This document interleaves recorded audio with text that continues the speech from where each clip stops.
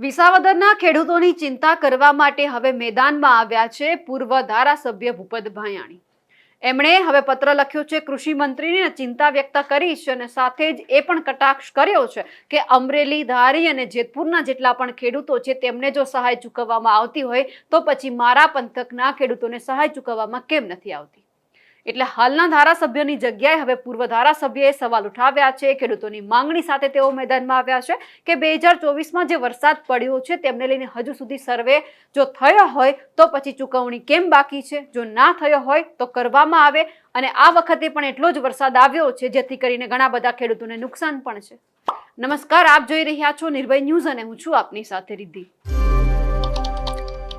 વિસાવદરના પૂર્વ ધારાસભ્ય ભૂપત ભાયાણી, જેમણે આમ આદમી પાર્ટીમાંથી રાજીનામું આપ્યું, પછી ખૂબ ચર્ચામાં આવ્યા, આ વખતની ચૂંટણીમાં પણ ચર્ચામાં આવ્યા, ટિકિટ જોઈતી હતી પણ આપવામાં ન આવી, આ બધું આપણે જોયું ને। ગોપાલ ઇટાલિયા હાલ ત્યાંના ધારાસભ્ય છે અને એ પણ આમ આદમી પાર્ટીના।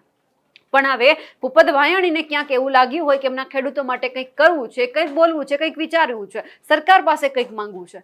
છેલ્લા લાંબા સમયથી ચૂંટણી પછી આપણે જોયું હતું તે ક્યાંય પણ ચર્ચામાં નહોતા, ક્યાંય પણ એમણે કોઈ જ બાબતે કોઈ જવાબ નહોતો આપ્યો। ચૂંટણી પછી પણ તેઓ નહોતા દેખાયા, પણ અચાનક હવે મેદાનમાં આવ્યા છે અને પોતાના ખેડૂતોની ચિંતા કરી છે અને ક્યાંક આડકતરી રીતે એ પણ કહેવામાં આવ્યું હોઈ શકે છે કે જે હાલના ધારાસભ્ય છે ખેડૂતોની ચિંતા નથી કરતા એટલા માટે અમારે કરવી પડે, એવું પણ કંઈક બની શકે છે।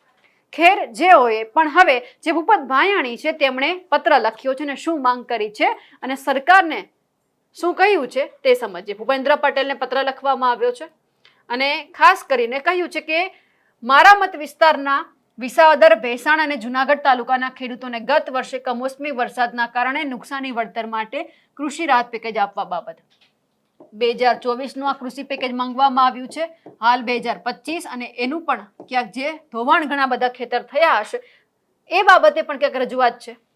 સાદર નમસ્કાર, જય ભારત 7 ઉપરોક્ત વિષય અન્વયે વિનંતી સહ જણાવવાનું કે મારા મત વિસ્તારના વિસાવદર, ભેસાણ અને જુનાગઢ તાલુકાના ગ્રામ્ય વિસ્તારના ખેડૂતોને ગત વર્ષે ઓક્ટોબર 2024માં થયેલ અતિભારે કમોસમી વરસાદના લીધે ખેડૂતોને તૈયાર પાક પલળી જતા પારાવાર નુકસાની થયેલ। ઉપરોક્ત તાલુકાઓ માત્ર ખેતી આધારિત વિસ્તાર હોય, ખેડૂતોને તૈયાર પાક ઉપર ભારે વરસાદ થયેલ હોવાથી મોટું આર્થિક નુકસાન થયેલ છે। તે નુકસાનીના વળતર પેટે ખેડૂતોની માંગણી મુજબ તાત્કાલિક કૃષિ રાહત પેકેજ મળે તે અંગે ઘટતું કરવા મારી આપ સાહેબ પાસે નમ્ર માંગણી છે। ઉપરોક્ત તાલુકા બાજુના સીમાવર્તી તાલુકાઓના ગામડાઓના ખેડૂતોને સરકારશ્રી દ્વારા તાજેતરમાં જ કૃષિ રાહત પેકેજ આપવામાં આવેલ છે। ગત વર્ષનો કમોસમી વરસાદ તમામ તાલુકાઓમાં અતિ ભારે રીતે પડેલ હતો, તો આજુબાજુના તાલુકાઓના ખેડૂતોને પાક નુકસાનનું વળતર સરકારશ્રીએ આપેલ છે, ત્યારે મારા મત વિસ્તારના તાલુકાના ખેડૂતોને પણ તેટલું નુકસાન ગયેલું છે। તો મારી માંગણી મુજબ વિસાવદર, ભેસાણ અને જુનાગઢ તાલુકાના ગ્રામ્ય વિસ્તારના ખેડૂતોને ન્યાય મળે તે અંગે કાર્યવાહી કરવા આપ સાહેબને અરજ છે।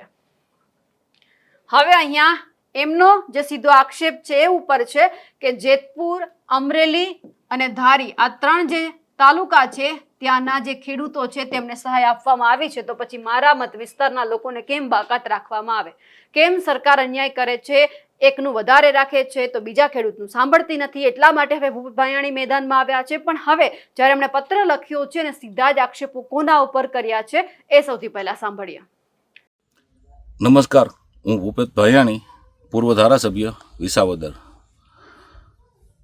ગત ઓક્ટોબર માસ 2024માં જે કમોસમી વરસાદ પડેલ હતો અને એ કમોસમી વરસાદ અતિવૃષ્ટિના કારણે ખેડૂતોનો કપાસનો પાક સદંતર નિષ્ફળ નીવડેલ હતો અને એ બાબતમાં સરકારશ્રીએ જેતપુર વિધાનસભા, અમરેલી વિધાનસભા અને ધારી વિધાનસભાના ગામડાઓને 1 હેક્ટરે 11,000 અને 2 હેક્ટરે 22,000ની વધુમાં વધુ રાહત પેકેજની સહાય સરકારશ્રીએ મંજૂર કરેલ છે। મારી વિસાવદર વિધાનસભાના તાલુકાઓ ભેસાણ, વિસાવદર અને જુનાગઢ ગ્રામ્યના ગામડાઓમાં પણ આ કમોસમી વરસાદ વિપુલ માત્રામાં હતો અને ખેડૂતોનો કપાસનો પાક સદંતર નિષ્ફળ નીવડેલ હતો। તો મારી સીમાવર્તી 3 વિધાનસભાને આ રાહત પેકેજની સહાય ખેડૂતોને મળેલ છે, તો એ ખેડૂતોને હું અભિનંદન આપું છું અને સરકારશ્રીને પણ હું રજૂઆત કરું છું કે મારી વિધાનસભાના મારા ભેસાણ, વિસાવદર અને જૂનાગઢ ગ્રામ્ય ત્રણેય તાલુકાના ખેડૂતોને પણ આ સહાય મળે એવી મારી સરકારશ્રીને વિનંતી છે. હું 2 દિવસ પહેલાં જ મુખ્યમંત્રીશ્રીને રૂબરૂ મળ્યો છું, કૃષિ મંત્રીશ્રીને પણ રૂબરૂ મળ્યો છું અને મારા મનની વાત મેં કરી છે કે અમારા ખેડૂતોને પણ આ સહાય મળવાપાત્ર છે, તો અમને પણ આ સહાય આપવા માટે મેં વિનંતી કરેલી છે.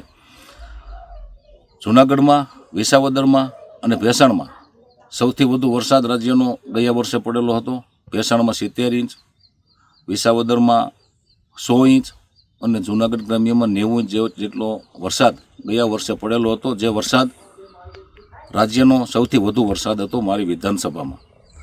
તો મારા ખેડૂતોને પણ સહાય મળવાપાત્ર છે અને યોગ્ય સમયે સરકાર નિર્ણય કરે એવી અપેક્ષા સાથે મેં માનનીય મુખ્યમંત્રીશ્રીને અને માનનીય કૃષિ મંત્રીશ્રીને રજૂઆત કરેલ છે. વંદે માતરમ.